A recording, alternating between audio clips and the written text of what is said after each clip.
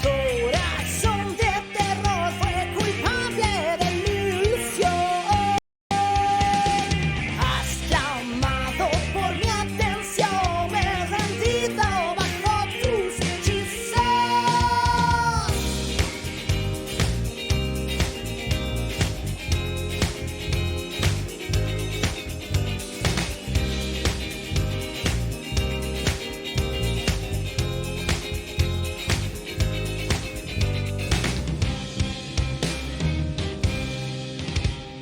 Lleva en su rostro el velo de una pasión, diáfana mirada, desgarra mi alma, me ahoga y me salva. Y si quieres,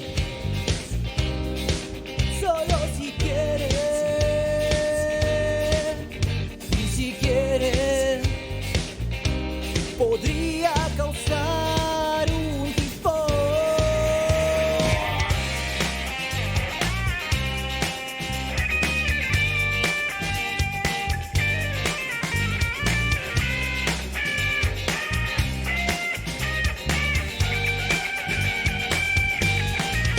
Mientras te comes más y más, mi corazón flotamos, entrelazando las almas, bramando latidos y dando ritmo. Oscura pasión y locura, fulminante preciosura, te deslumbras, alójame con tu dulzura.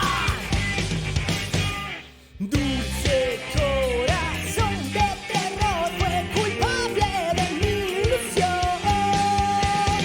Has llamado por mi atención, me he rendido bajo tus hechizos.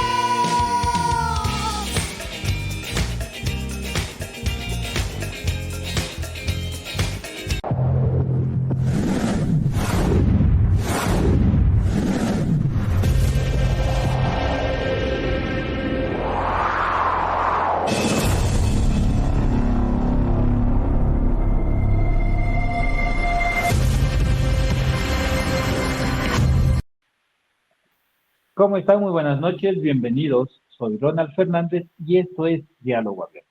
Como todos los días tenemos invitados interesantes tratando temas interesantes que le competen al Ecuador. Y el día de hoy nos acompaña Coya Shubulí, ex candidata a la prefectura por Pichincha, con quien vamos a dialogar algunos temas interesantes y entre esos el futuro del país. ¿Qué nos espera? La polarización se viene fuerte. ¿Qué es lo que cuál es lo que se prepara para el Ecuador y cuál es el futuro de los ecuatorianos? Coya, muy buenas noches, bienvenida. Muy buenas noches, qué gusto poder compartir con todos, con todas. Creo que el futuro del Ecuador se avisora bastante complejo. Vemos una alta polarización que finalmente se ha desbancado en estas dos bancadas que se constituyen lo que va a ser ADN y RC, ¿no? Entonces, creemos que va a ser fundamental más bien el papel, en este caso, de las minorías que irán decidiendo hacia qué lado van a tomar partido de las bancadas para poder tener un pacto de gobernabilidad en el Ecuador. Para arrancar el diálogo de esta noche, me gustaría empezar, ¿qué es lo que está pasando? Por preguntarte, ¿qué es lo que está pasando con los movimientos políticos? ¿Cuál es tu análisis? Porque hoy vimos dos tendencias de 16 movimientos, o de 17 movimientos, según tu perspectiva. Sí. Bueno, hoy día vimos que Construye y que el Partido Sociedad Patriótica finalmente se han decantado por apoyar al oficialismo, a Daniel Noboa. También vimos en días pasados como una fracción de la CONAIE, que es la CONFENIAE, también decidió entablar un diálogo con el oficialismo.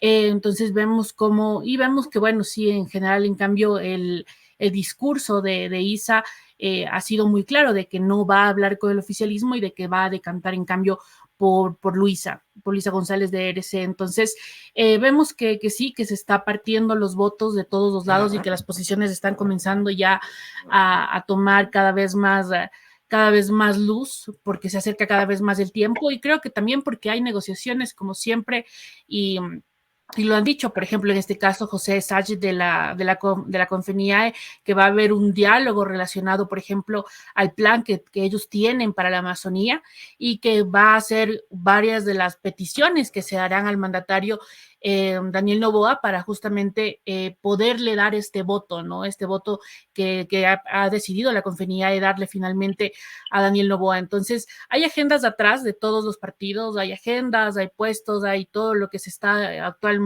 negociando por atrás para justamente brindar el apoyo al uno o al otro candidato. Y eso lastimosamente, si bien está bien dentro de un aspecto de diálogo, de mostrar las diferentes agendas que hay, que existen de los diferentes partidos, movimientos, creo que también en el momento en que esto se transforma en cuotas políticas, también de cierta forma disminuye el nivel de institucionalidad que tenemos, porque finalmente vemos cómo hay cuadros que no están preparados, que no tienen una preparación profesional o una capacidad de gestión demostrada y que terminan llegando a estos puestos políticos por este tipo de tratamiento que existe en este tipo de momentos, ¿no? Donde se necesitan los votos es cuando se comienzan a repartir los puestos a todo nivel y lastimosamente luego vemos la calidad de gente que queda a cargo de los servidores públicos que hay en todo el país. Entonces vemos que esto es lastimosamente debido a la cuota política. Entonces eso es lo que ahorita se está entramando en todo el Ecuador. Según el análisis de analistas internacionales, Ecuador tiene 0 candidatos que valgan la pena. Eso se demostró en este tema. Tenemos una lista pegada con babas en donde están la suma de candidatos de distintos movimientos. Y tenemos una estructura creada hace muchos años que todavía trata de mantener. Y detrás de esto no tenemos candidatos, tenemos, creo que eran 8 de Pachacuti, 4 socialcristianos, 4 independientes. Los candidatos que tenemos. Eso quiere decir que solo esos candidatos tendríamos que valen la pena, que salen de movimientos externos. Los demás candidatos simplemente son listas de arrastre.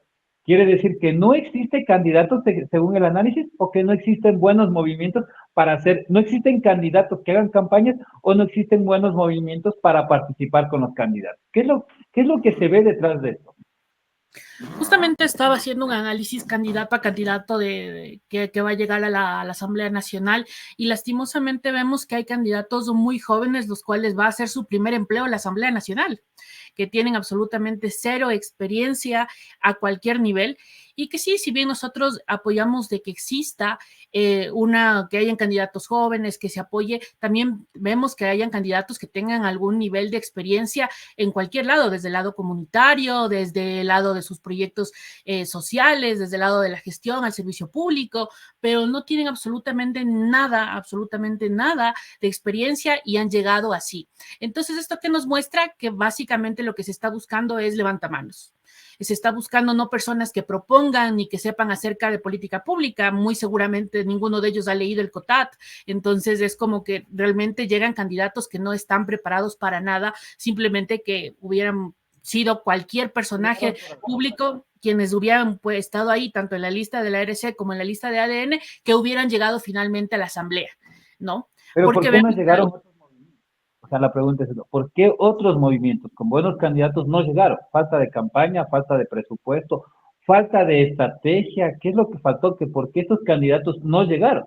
Cuando también hay sus excepciones. Hay candidatos que trabajaron con buenas estrategias y lograron llegar. Claro, por ejemplo, yo aplaudo el trabajo que viene haciendo las mujeres candidatas de Pachacutic. Me parece que el trabajo que ha realizado Cecilia Baltazar, Carmen Tiupul, Mariana Yumbay, ha sido un trabajo que ha venido desde mucho tiempo en sus comunidades. Ellas ya estuvieron electas para la anterior gestión y ahorita han vuelto a ser reelectas y me parece que es un trabajo a pulso. Entonces, son muy reconocidas en sus respectivas comunidades y gracias a ello han vuelto a llegar justamente a estos puestos. Entonces, me parece que es un trabajo bien dado. Sin embargo, por ejemplo, sabemos que en el resto de partidos hay un cansancio político de la población. La población realmente está harto de todo de la política. Esa es realmente la tercera vía, ¿no? La tercera vía es de la gente que va a votar por el nulo, que no le representa a ninguno de los dos partidos, que ve alto nivel de autoritarismo en ambos partidos, que ve que realmente es muy peligroso cualquier posición, o sea, que tenemos que elegir entre el mal, el peor, el mejor. Entonces, pues es justamente esa es la tercera vía, ¿no? La tercera vía del nulo, del blanco, de la gente que no cree realmente en esta política actualmente, porque se ha hablado tanto de lograr un bipartidismo que ahora finalmente que se logra, vemos cómo se cierra tanto este espectro a las minorías, que esto es justamente, o sea, lo que está pasando. Ahora estamos con las dos grandes mayorías y dos partidos que siento que a la gran mayoría de ecuatorianos no nos representan. Pero, ¿qué es lo que está pasando? O sea, eh, la población en sí no le interesa el tema político, porque, bueno, la pregunta sería, ¿en serio tenemos una opción? Ya que vivimos, no vivimos en una sociedad democrática, vivimos en una sociedad partidista, en donde el movimiento político designa cuál es el candidato. La sociedad, ¿en serio tiene una opción de elegir cuál es el candidato cuando la mayoría de candidatos son puestos a dedo? Hay mucho cansancio político, lastimosamente, y hay cansancio político por estas viejas estrategias que vemos ya implementadas justamente en estas elecciones a dedo de los personajes, en estos beneficios personales que se utiliza la política para los beneficios personales económicos de los partidos, de los personajes. Entonces vemos que todo esto al Ecuador en general ya nos tiene cansados, ¿no? Nosotros decimos, o sea, ¿dónde hay una nueva opción? Y sí existen candidatos que han propuesto nuevas formas de enfrentarse a este campo político. Una de las grandes desventajas que existe cuando te lanzas como candidato es justamente la parte de luchar contra las grandes billeteras. O sea, estamos hablando de montos cuantiosos que se están proponiendo para poder lanzarte a una candidatura y que sí se puede hacer cosas diferentes. Yo cuando tuve la oportunidad de hacerlo justamente para mi candidatura, creo que lo hice y se demostró porque yo, por ejemplo, dije, no quiero gastar absolutamente nada porque me parece que no es la manera, uno tiene que llegar a través de las ideas, de los proyectos, a través de justamente la participación de los diferentes voluntarios, etcétera, que se unen a un proyecto político, pero no a través del dinero, no a través de regalar una camiseta, de ponerte un concierto de música. O sea, no debe ser esas las razones por las que un candidato llega. Y efectivamente, o sea, mi diferencia contra el candidato que hoy día es asambleísta, que es Andrés Castillo, la diferencia en la prefectura de nosotros fue de unos 3,000, 4,000 votos. Pero él en esa época gastó $75,000 y ahora no sé cuánto habrá gastado para llegar a la asamblea. Entonces, vemos que sí se puede hacer unas campañas que, como en mi caso, yo lo hice sin dinero y yo logré 26,000 votos. Entonces, por ejemplo, ahorita para las elecciones nacionales de presidenciables, Iván Saquicela sacó solamente 15,000. Entonces, vemos que sí se pueden hacer campañas sin dinero, a base de ideas, a base de proyectos, con una buena estructura, etcétera. Entonces, simplemente que necesitamos creer que existen estos espacios y necesitamos averiguar cuáles son los candidatos. Necesitamos ir más allá de lo que solamente vemos en prensa, de lo que vemos en redes sociales e investigar qué candidatos están capacitados, investigarles justamente cuál es su experiencia en el campo académico, público, empresarial, si se han dedicado justamente y tienen experiencia en gestión, si es que saben algo de relacionado a lo que se van a lanzar, porque lo que pasa con la gran mayoría de candidatos y candidatas es que llegan a la curul y no saben qué hacer. No saben qué hacer porque no tienen la menor experiencia de lo que es una asamblea nacional, no saben de qué se trata y luego simplemente están esperando que desde la bancada les digan tienen que votar todo por sí o todo por no, y entonces eso es lo que terminan haciendo nada más, como yo vuelvo a repetir, levantamanos, que siento que eso es lo que va a pasar en esta nueva asamblea nacional. Pero ya tuvimos, o sea, ya nos pasó esto en la anterior elección, en esta elección anticipada, en donde llegaron 30 candidatos que no teníamos idea de quiénes son, cómo llegaron, quiénes son y no sabían ni siquiera cómo hacer, qué es lo que tenían que hacer. Para llegar con el punto que tú nos estabas mencionando, se puede hacer campañas con bajos recursos. Tenemos tres asambleístas con, creo que su nivel de inversión fue menos de $10,000 y hoy son asambleístas. O sea, tenemos y que no pertenecen ni a ADN ni a Revolución Ciudadana. ¿Qué es lo que está pasando con los candidatos? ¿No quieren invertir, no tienen estrategia, modelo? ¿O la ciudadanía en general? Porque también tenemos una alta población joven que no les interesa el tema político, que buscan el entretenimiento, que buscan la joda, la chacha, que es lo que vimos, la aceptación del movimiento de ADN, que es el presidente actual, en donde su mayor intención no fue presentar proyectos, sino llegar a su nicho de mercado. ¿Cuál era su nicho de mercado? El de la joda, el de la cháchara, el de los TikTok, que funcionó y que garantizó que muchos asambleístas lleguen por arrastre. Entonces, ¿qué es lo que está pasando con los candidatos? ¿No hay estrategias? ¿No hay metodologías? ¿O la ciudadanía en sí no le interesa el sector político? ¿No le interesa lo que pase con nuestro país? ¿Cuál de estas dos crees que sea para ti? Yo estaba haciendo un análisis acerca de eso porque estoy escribiendo un artículo relacionado a qué personas de los pueblos y nacionalidades indígenas van a terminar siendo elegidos para esta Asamblea Nacional y comienzo a hacer un perfilamiento acerca de las candidatas mujeres de ADN, las 33 que llegaron. Y veo que no hay una sola mujer ni indígena, ni afroecuatoriana, ni montubia. Todas las mujeres son mestizas o blancas, y vemos, o sea, y vemos justamente cómo hay este perfilamiento a un tipo y a un estereotipo de mujer blanca, rubia, y o sea, ese ha sido el tipo de perfilamiento de la mayoría de candidatas que actualmente ganaron la asamblea por ADN. Entonces, esto te dice y te habla mucho acerca de qué es lo que se escogió como candidata, cuál es la imagen que se vendió para las candidatas mujeres en este caso, por ejemplo. Y vemos cómo hay una total desaparición de los pueblos y nacionalidades indígenas para estas elecciones. O sea, para ADN nosotros como indígenas no existimos, porque básicamente no nos pusieron en ningún lugar y obviamente no fuimos escogidos. Entonces, me parece que es interesante cómo hace este planteamiento estratégico de imagen acerca de qué es lo que está vendiendo Daniel Noboa como imagen de una política. O sea, el hombre blanco que con su esposa rubia, con sus hijos así asado, y entonces este movimiento aspiracional, emocional del ecuatoriano que dice eso es lo que yo quisiera, ¿sí? Entonces no piensa realmente en la política, no piensa en los planes, no piensa en los presupuestos, no piensa en los proyectos, y hay un desinterés total, simplemente es una imagen que se ha lanzado y que vemos cómo tiene este ahínco cuando realmente 33 de las candidatas que han sido elegidas tienen el mismo perfil y tienen un perfil muy pobre relacionado a política pública. Entonces, lamentablemente, eso es lo que hoy por hoy tenemos en la política. Y es En culpa esa de parte, nosotros como ciudadanos también. O sea, es culpa de nosotros sí, como ciudadanía porque no exigimos más. No exigimos más, no presentamos más, no apostamos por las nuevas caras. Nosotros simplemente cogemos y apostamos por estos idealismos de lo que nos están vendiendo y sin tener el menor criterio acerca de qué realmente es lo que debería estar como servidores públicos de la patria. sí, en esa parte, bueno, nosotros trabajamos en redes sociales, vivimos de las redes sociales y vemos que también el tema del indigenismo se ha prostituido mucho. No por las indígenas, sino por mujeres guayaquileñas, costeñas, colombianas que se visten del tema indígena, que no son indígenas, y lo visten, y vemos mucho de eso en redes sociales.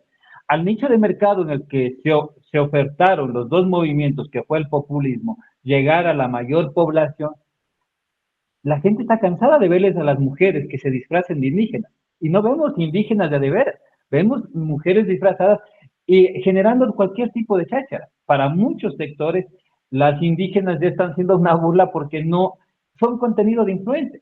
Eso también puede estar afectando y que pensaría que el gobierno vio eso como un punto débil y no puso una mujer indígena porque van a catalogarlo como una cháchara y no una profesional. ¿Sería culpa Yo de los creo que hay influencers de esta manera?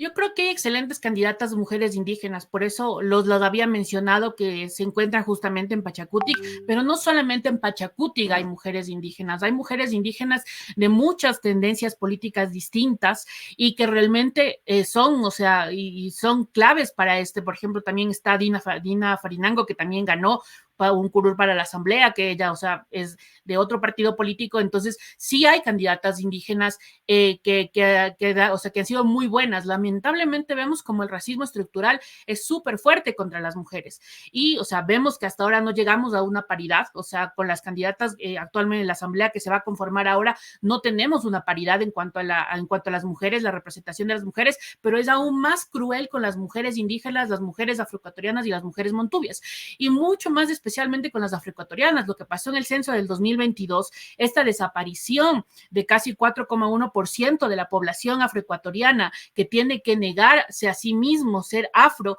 por el racismo estructural que existe contra ellos, es que vemos que obviamente, o sea, todo esto se ha desaparecido. Sabemos claramente cómo desde el censo del 2010 al censo del 2022 existe esta desaparición y esta aceptación de los afroecuatorianos como otros. Entonces ya no se encasillan en afroecuatorianos, sino que se identifican como otro tipo de raza, justamente por los estigmas que ellos sufren por ser justamente de afroecuatorianos, por ser mulatos, por ser negros. O sea, todo eso es un estigma social que ha crecido. Entonces, por eso vemos que no están dentro de las listas y no están tomados en cuenta dentro de ningún otro partido. O sea, los partidos no presentaron candidatos indígenas en ningún nivel, y por eso no estamos representados. Los pocos que hay son los de Pachacutic nada más, y Pachacutic lamentablemente también tiene muchas cosas adentro que cambiar. Entonces obviamente, o sea, las decisiones que ha tomado Pachacutic a la interna también en muchos temas hacen que el movimiento se haya debilitado, a pesar de ese 5% que es muy, muy interesante de verlo. Creo que podría ser inclusive mucho más alto, pero lamentablemente también vemos que hay una desunión dentro de Pachacutic, que ya lo vemos justamente con esta decisión de la CONFENIAE de apoyar a Daniel Noboa. Cuando hablamos del futuro del país, tenemos dos tendencias, el tema político y los influencers. ¿Cuál crees que gane o cuál crees que vaya adelante? Porque si vemos la política en el Ecuador, está visto en el que el tonto vive de su trabajo y el tonto vive del tonto, el vivo vive del tonto y el tonto de su trabajo, en la política. Y si vemos en las redes sociales, solo encontramos entretenimiento, distracción, burla y chacha. Esto es lo que está gobernando actualmente el Ecuador. Jóvenes universitarios, vemos siendo influencers con bebidas alcohólicas. O sea, los influencers de hoy no son los maestros, los profesores, las personas que generaban méritos y que eran dignas de seguir. Los influencers de hoy son las personas que se alcoholizan, hablan malas palabras, tratan mal a los padres de familia, tratan mal a quien sea, hacen lo que les da la gana, cuando les da la gana. Esos son los influencers de hoy. Y esto es lo que hoy tenemos en la sociedad. Una sociedad que me importista con un grupo sectario político que busca lucrarse para su propio bienestar. ¿Qué nos espera?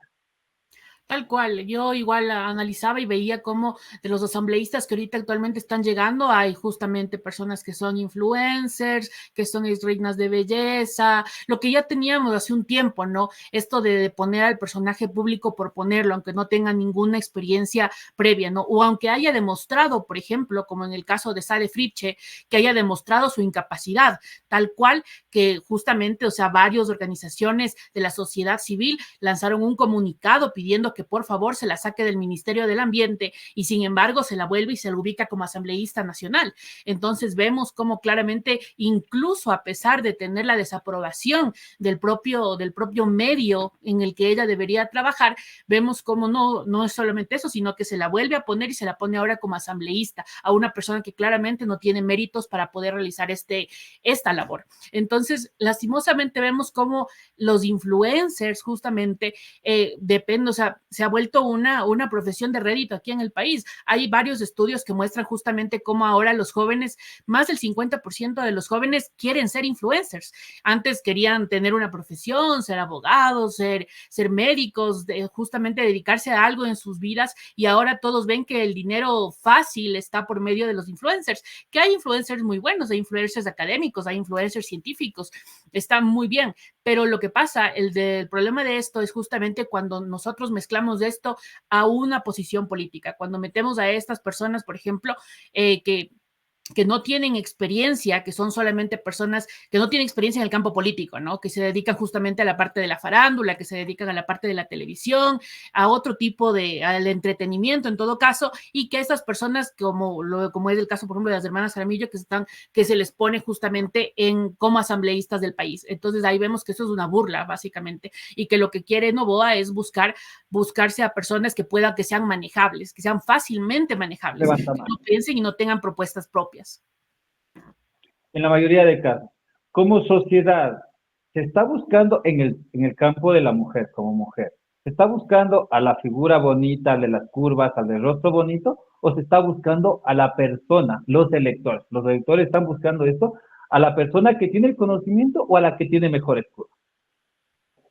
Como ya lo estoy mencionando en el análisis que ahora mismo estoy haciendo candidata por candidata de las electas, lastimosamente están cayendo en estereotipos de género muy, o sea, justamente muy occidentalizados, en la parte de la mujer blanca, rubia, alta, flaca, o sea, de todos estos atributos que como es que se le asigna que se le asigna patriarcalmente a las mujeres para decir que son bonitas, son el perfil de las mujeres que ahorita están llegando a la Asamblea Nacional. Y yo estoy escribiendo ahorita un artículo sobre eso porque me parece muy llamativo, porque siento que las mujeres no están llegando por sus grandes carpetas, no están llegando porque realmente tengan ¿y para qué queremos paridad? ¿No? Nosotros hemos exigido y hemos luchado como movimiento de mujeres la paridad hace muchísimo tiempo y queremos llegar a ella, pero queremos llegar con las mujeres correctas, con las mujeres justamente diversas, con las mujeres que realmente saben y han trabajado en ese tipo de temáticas, que saben de los derechos de la mujer, que van con la agenda de la mujer bajo el brazo,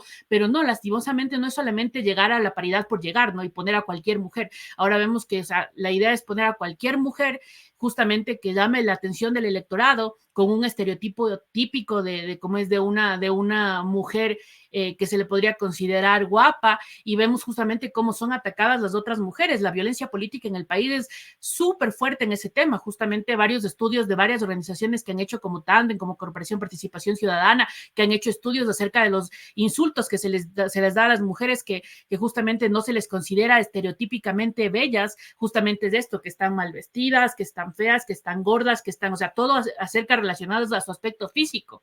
Entonces vemos que cómo puede ser que haya un electorado que en vez de estar buscando planes, programas, proyectos, busque que se vean bien, que sean bonitas y que como es, y que no tengan ningún plan, ningún proyecto para el Ecuador. Entonces, lamentablemente, eso ya es una realidad hoy en la Asamblea que ahora tenemos. Cuando hablamos de este tipo de desventajas, vemos que existen colectivos y organizaciones que luchan por igualdad de condiciones. Pero al final del día, quienes eligen son la sociedad, son el pueblo. Y el pueblo elige lo que tenemos hoy. Hay un viejo dicho que dice que el pueblo tiene lo que se merece. ¿Estamos buscando eso o realmente lo que nos hace falta es una buena educación? ¿O la educación que tenemos nos está llevando a eso? Sí, yo creo que hay lastimosamente un grave problema de educación. O sea, nuestras generaciones más jóvenes se están educando por TikTok. Esa es así. Se están justamente educando sin valores, y esto está afectando gravemente, yo creo, a la población y a las decisiones que se están tomando, porque justamente se valora este tipo de atributos, ¿no? La belleza, el dinero fácil, y todo esto abre un mundo justamente a la narcopolítica. O sea, abre un mundo a todo esto que los jóvenes ahora sueñan con tener este acceso al dinero fácil, a tener el poder a la mano, a hacer cualquier cosa que se les presente para poder llegar a ese poder. Entonces, toda esta narcocultura que está extendida por toda Latinoamérica, en el Ecuador está muy fuertemente arraigada, y se ve justamente cómo los jóvenes, eso es lo que buscan ahora. Entonces, eso es lo que quieren, lo que sueñan, lo que anhelan, dicen, y si no quieren eso, prefieren viajar al exterior, prefieren irse del país, porque lastimosamente sienten que las personas que quieren buscar aquí oportunidades no encuentran. Aquí no encuentran empleo, no encuentran una buena educación, no encuentran un acceso a una vida digna. Entonces, eso es el gran problema que hay con justamente la juventud de ahora, que sus anhelos y sus expectativas de vida no pueden realizarse en este país porque este país no les ofrece las oportunidades que debería. Sí, efectivamente. Volviendo un poquito atrás, muchos colectivos, muchas organizaciones, movimientos políticos lucharon por los derechos que hoy tenemos. Y esto ha generado que hoy hemos formado, o hoy hemos creado una generación de cristal en donde quieren las cosas fáciles.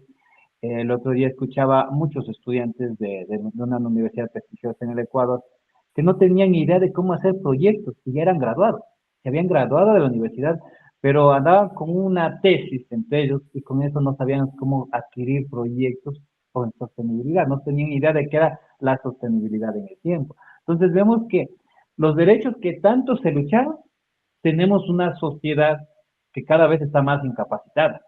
de ser sostenible, de crecer, de ser autosuficientes. Y vemos que la década de hierro, de personas que no tenían educación, de personas que no avanzaban a tener escuela, generaron empresas, negocios, mantuvieron familias, esa por la cual tanto se cambió, esa se está muriendo y estamos teniendo otra sociedad. ¿Cuál es el futuro que nos puede esperar cuando mucho se quiso cambiar esa década de hierro? Esas personas que sin educación, de mano dura, mano firme, cambiaron el mundo. Sí, quisiera no quisiera brindar más positivismo al mensaje, quisiera realmente que la gente que nos está escuchando justamente luche por una sociedad que sea mucho mejor que la que tenemos en estos momentos, ¿no? Lastimosamente, los datos son muy pesimistas, no solamente para el Ecuador, sino para el mundo en general. Y lamentablemente vemos cómo vamos destruyendo estas sociedades de la sabiduría, estas sociedades justamente de los conocimientos de nuestros abuelos, y vamos justamente perdiéndonos justamente en el camino, ¿no? Pero yo siento que sí, que el mensaje debe ser justamente hacia el otro lado, hacia buscar una educación de calidad, hacia luchar por los derechos que tenemos todos y todas, que justamente podamos construir mejores candidaturas para un futuro, podamos construir mejores sociedades para un futuro, y que no, justamente los jóvenes, si es que nos están escuchando, que no tengan esta idea de que es imposible llegar. Yo creo que a mí me pasó mucho con muchos de mis alumnos de la universidad que se dieron cuenta justamente de esto, ¿no? Del mensaje de inyección hacia una política distinta y que realmente se puede hacer y se puede lograr, pero simplemente hay que tener justamente estas ideas y metas bien claras hacia un futuro y poderse unir y no olvidarse de justamente el trabajo mancomunado que se puede hacer desde las voluntades más grandes para obtener y construir un mejor país. Entonces, creo que ese es el mensaje más bien más alentador que se puede dar a pesar de las duras situaciones de las que estamos viviendo y que estamos atravesando y lo mal que nos muestran ahora las cifras de la situación que se encuentra el Ecuador actualmente. Para ir avanzando un poco, vamos a hablar de los movimientos políticos. Participaron 17 movimientos políticos, 2 llegaron, de los cuales 4 se salvan, el resto cae en tarjeta amarilla. ¿Cuál es el futuro de estos movimientos políticos? Muchos fueron familiares, otros fueron empresas, negocios, partidos de alquiler. Todos ellos se quedaron rezagados por malos candidatos, por falta de inversión, por distintas temáticas. ¿Cuál es el futuro de estos movimientos o qué es lo que va a pasar con ellos? ¿Se eliminarán? ¿No se eliminan? ¿Cuál sería la normativa legal? Hay que tener, creo que, mucho criterio para ver, dependiendo de cada uno de los partidos, qué es lo que ha pasado, ¿no? También tenemos que ver que hubo varias injerencias dentro de de estas decisiones, de que no hay inscripciones de ciertas listas de asambleístas nacionales, de ciertas listas de asambleístas provinciales, rurales, o sea, entonces realmente hubo también ahí una metida de mano, a mi modo de ver, dentro de lo que fue que muchos de los partidos puedan inscribir sus listas y que se viva una fiesta democrática realmente con muchos de los partidos que podrían haber tenido y que tenían sus listas para poder completar esta primera campaña electoral. Sin embargo, creo que hay muchos partidos que también tienen y van a tender a desaparecer o deberían tender justamente a unirse con otros partidos para mejorar su estructura política, porque el problema de los partidos que yo he visto estando muy cerca de las candidaturas es que no hay estructura política, o sea, por adentro solamente hay el presidente, está por ahí el secretario, el tesorero, hay unos 10 máximo y se acabó. No hay estructura partidista para nada, no hay justamente un movimiento político per se, no hay gente, no hay justamente personas que estén ahí trabajando por el proyecto político. Entonces, justamente creo que tienen que tender a desaparecer y otros a unirse justamente para que puedan prevalecer en el tiempo. Pero sí siento que tantos partidos políticos que no ninguno llegue y que más bien sea un gasto para el país es un despropósito, o sea, deben desaparecer, no podemos tener nosotros 17 partidos y que por lo menos unos 10 de ellos no saquen ni el 0,1% de votos, eso no puede existir más, o sea, realmente eso es algo que tiene que desaparecer de raíz, pero tampoco considero que debe volverse un bipartidismo como el que ahora tenemos, porque siento que eso limita mucho el espacio que tienen las minorías de todo tipo en esta participación, porque como vemos ahorita, por ejemplo, justamente, o sea, las minorías vamos a desaparecer completamente, no hay puestos para las minorías, no hay puestos justamente de personas con discapacidad, no hay puestos para mujeres, no hay puestos, estamos totalmente desproveídos todas las minorías. Entonces, y eso es porque justamente las grandes mayorías han elegido poner otro tipo de personajes dentro de sus listas para la Asamblea Nacional. Bueno, hay muchos movimientos que van a desaparecer, pero también vemos que más de 15 movimientos o sea, se han creado más movimientos y esperan que les den la recolección de firmas, esperan que ya les autoricen. Están también más movimientos, o sea, vemos que de cada movimiento que desaparece, 3 movimientos más se crean. Y vemos que movimientos que están ahí, que no les dieron chance, como vemos un movimiento que por ahí está por la Carolina, en Quito, ya se está creando porque no tuvo chance en otros sitios. Entonces vemos que no me dan chance, me creo mi movimiento político. Y es lo que está pasando con regularidad. Sí. Nosotros estamos trabajando justamente con varias organizaciones de la sociedad civil en la mesa de democracia activa, en donde estamos proponiendo reformas electorales en este momento, y justamente varias de ellas apuntan a eso, apuntan a que existan mejores partidos políticos y que realmente exista representación, la representación que debe haber en los partidos políticos, porque no puede ser que justamente hayan partidos políticos que tengan y que te pongan personas que no están capacitadas, o que pongan a familiares o que sean partidos justamente de alquiler. Realmente debe haber partidos que tengan una proyección como partido político, que hayan tenido una filosofía, una política, que se hayan creado bajo algo que les una, que sea mucho más fuerte que simplemente tener dinero de los fondos electorales para su propia existencia, ¿no? Entonces, creemos que dentro de esto nosotros estamos proponiendo que se ajusten todos estos requisitos para poder tener la creación de partidos y movimientos políticos, porque no puede ser que sea tan fácil crearte un partido político, luego recibir dinero del Estado y justamente promocionarte y no tener y no apostar justamente por la formación de buenos candidatos dentro de tu partido político para que ellos puedan ser la cara que van a ser los próximos representantes de los ecuatorianos. Entonces, lastimosamente, la plata que se destina para la formación, a pesar de estar justamente consagrado que en la normativa que tiene que haber esta formación para mujeres, esta formación para los afiliados a los partidos políticos, lamentablemente esto no se da, no es de esa forma, y como vuelvo y repito, llegan a los curules a no saber qué hacer, llegan completamente solos sin tener la menor idea de qué es lo que van a hacer y para qué van a trabajar y para qué han sido electos.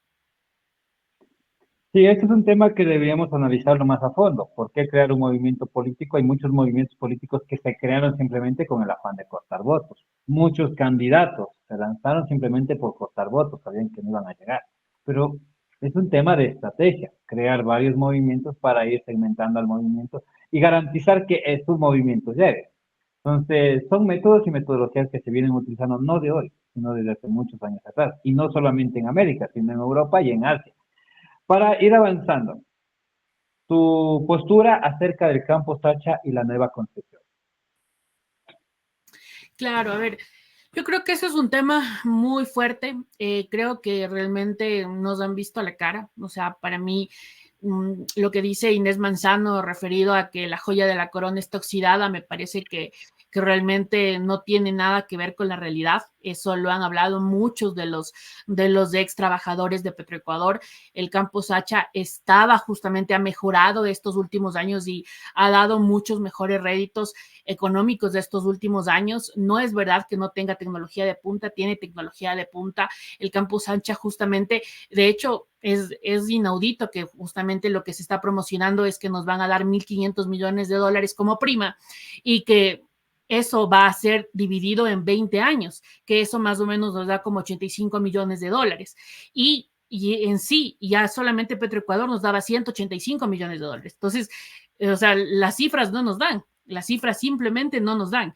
Ahí vemos justamente cómo este no es un negocio para nada, justamente dar el campo Sacha a manos de extranjeras y tener tan poco rédito de esto, ¿no? Entonces, y aparte del daño ambiental, del daño social, cultural, yo tengo escrito mucho acerca de cómo es del daño por las actividades extractivas que se realizan en estos territorios, y lastimosamente el daño va a ser grande e irreversible, y por eso ha habido muchos gobiernos anteriores, desde el de Correa, que se quiso hacer esto con el Campo Sacha y no se ha logrado, y esperemos que esta vez tampoco se logre. O sea, que realmente Novoa ha dicho que si es que no se les da los 1.500 millones de dólares, que es lo que necesita ahorita es dinero para hacer campaña, que si es que no se les da el de ese dinero, él no va a firmar. Esperemos que así sea, que así lo cumpla y que realmente no se firme lo del Campo Sacha, porque realmente es un atraco lo que están haciendo totalmente. Y eso, si es que no tuviera más que ver, por ejemplo, lo que se vio, que rarísimo que aparezca el número del ordeño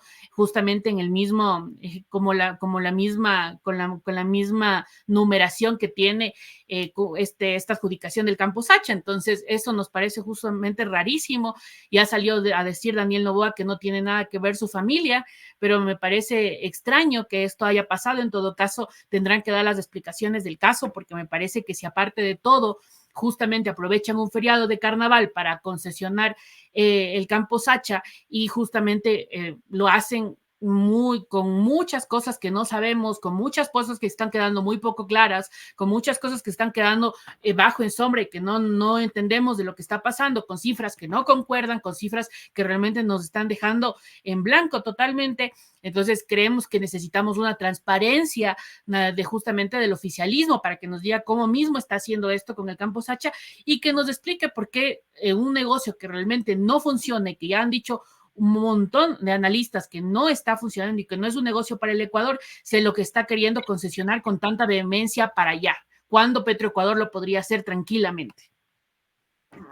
¿El gobierno tiene credibilidad? Sí, yo creo que tiene credibilidad. O sea, no diría un 100%, diría que un 46% debe tener de credibilidad al momento, pero siento que sí, que tiene credibilidad. Lastimosamente siento que yo le apunto al odio que hay en contra de los políticos en general y del Partido Revolución Ciudadana en particular. Yo me voy con que tiene credibilidad. Yo escuchaba a Jorge Moreno Ordóñez y algunas personas más que vivían repitiendo, hay que hacer una consulta popular. Pero pides una consulta popular al Tribunal Contencioso Electoral, al mismo gobierno. Es decirle, dame las llaves de la casa que te voy a sacar de la casa. Eso se puede hacer cuando Daniel Noboa o el gobierno ya ha confirmado que primero contrató una empresa que le robó el dinero de los generadores, contrató una SAS creada en 48 horas, contrataron empresas familiares para vendernos, se dio un reconocimiento a la empresa que más generadores vendió, que fue de la tía, se le reconoció al papá por haber sido un empresario. O sea, cuando tenemos todos estos antecedentes, todavía generamos credibilidad y estamos esperando que el Estado nos dé una respuesta sincera y clara, honesta, o nos seguimos engañando. Yo creo que nos seguimos engañando. O sea, yo creo que con muchos, y yo creo que para bien he visto de muchos analistas que ya están comenzando a hablar del tema. O sea, en cierto modo, yo creo que es un momento en el que todos tienden justamente a irse al lado del poder. Si ya saben que va a ganar Noboa en esta segunda vuelta, que es lo más probable que él gane, entonces las voces se callan, ¿no? Y son menos los que hablan y menos los que hablan en contra del gobierno y más los que cogen y toman una posición fría, tibia, para justamente poder entrar ahí en algún lado del gobierno. Entonces, sí he visto con buenos ojos que ya hay algunos analistas que están hablando de este tema y que están viendo justamente y siendo más tajantes con las acciones que toma Daniel Noboa, porque nos damos cuenta que realmente es un gobierno muy peligroso, muy autoritarista,